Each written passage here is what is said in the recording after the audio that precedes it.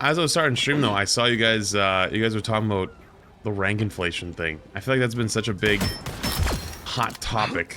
And you know, people have been arguing whether or not they should have done the rank reset, and it's like, no, the correct answer was still no. Like, they shouldn't have done a rank reset. You shouldn't need a rank reset this fast. This is just buyer's remorse. People getting what they wanted, or what they should have wanted. But like, most of the people who are more outspoken about it are all the streamer grinder players. So like, it's like, yeah, no shit. The rank reset was great for them. The casual players is who the rank reset would suck for, right? But you shouldn't need a reset this fast. It's just the system's a little flawed. Well, actually, I guess there's a couple flaws. Actual placements might be the call. Yeah, you're right, it actually might be the call. I mean, for those who haven't seen this, I saw this tweet from Boger this morning, which was quoting a tweet from Marvel Rivals Media. And Boger saying, I love the game, but it was by far the worst rank spread I've ever seen in a comp game, because this is the rank spread. For 3.8 million players, rank distribution, PC only. 1.2 million Bronze 3 players. Drops all the way to 315,000 Bronze 2 players. Now, if you look at data like this, I feel like the first thing you should notice is, well, there's no shot there's a almost million player difference between these two ranks. Like, they're the same rank. Which means this is probably counts either anyone who's ever played a ranked game ever, like a singular time, or there is some other where they might even count players who've just never even played ranked. I'm guessing it's players that have played it a single time. Nah, there's new account bias. I promise you that if you are spamming and making new accounts, you are not making new accounts to sit in Bronze 3 all day. There are people that do that. Don't get me wrong. There are not 1 million people who do that. That is crazy talk. Interestingly, the same site now only shows 481,000 players total. Can you show me? That's very interesting. What changed? Is this also NA only? That's quite strange. Not counting inactive accounts? Well, Rivals boasted that it had like over 20 million players or something, right? So if it counted all players, period, if they played ranked or not, this number would be way higher. So I'm assuming it's anyone who's ever played a ranked game, period. There is something to be said. This isn't how it's supposed to look. Typically, the way ranked distribution curves work is it's supposed to be somewhere in the middle. So like gold, typically around gold is actually the average. Like this should be the highest player population. Silver and then plat are like also the second and third highest player populations. And then it drastically scales down towards the one above all eternity end. Wow, look at it down here. Holy shit, look at this big ass gap that got created because of GM and Celestial. Hang on, if this is right, 450,000 people are GM3, 20,000 people are GM2, and about 10 to 12,000 are GM1.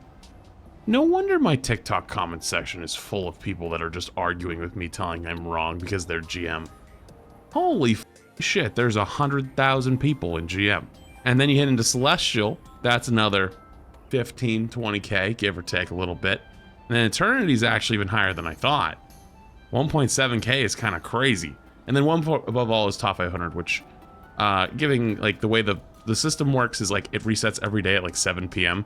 So 547, it's supposed to be top 500, but there's, like, people who earned it and then fell out of it. So there's, like, 47 people that either have earned it and fell out of it within the same day. So it's, like, that's why that number's a little bit off.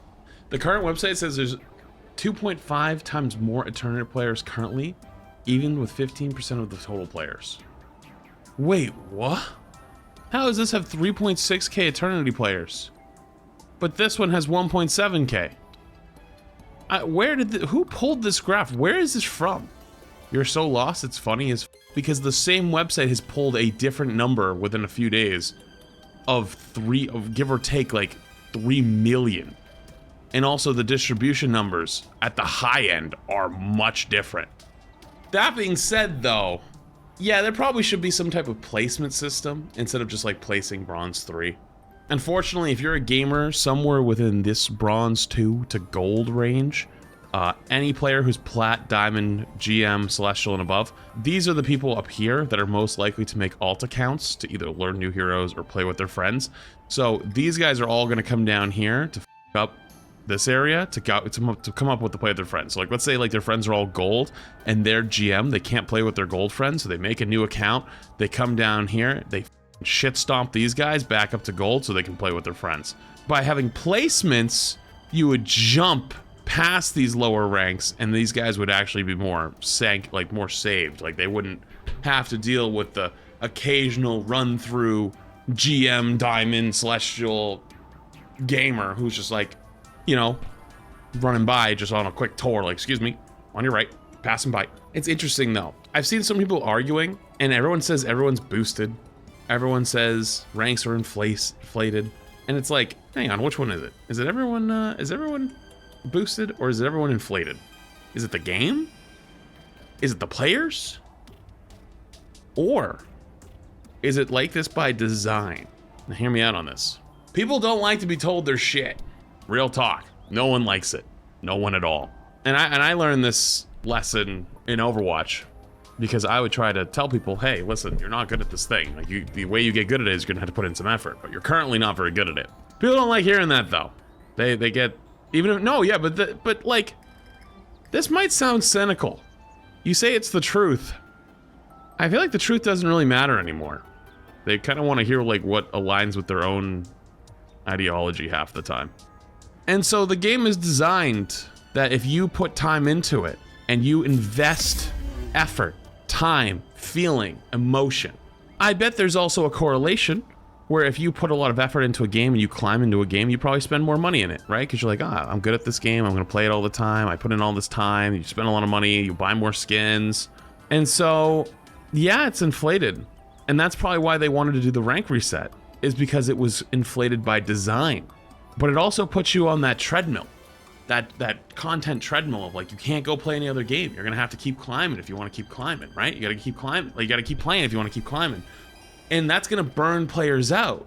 So by not wanting the rank reset, it was the correct thing for players, especially those players who don't get to play as often, like, you know, your 9-to-5er 42-year-old carpenter who likes to come home and play some Marvel Rivals. But the reason why they had a ranked reset already planned halfway through is likely because this is by design. It's by design for everybody to be in GM and above if you put in enough hours.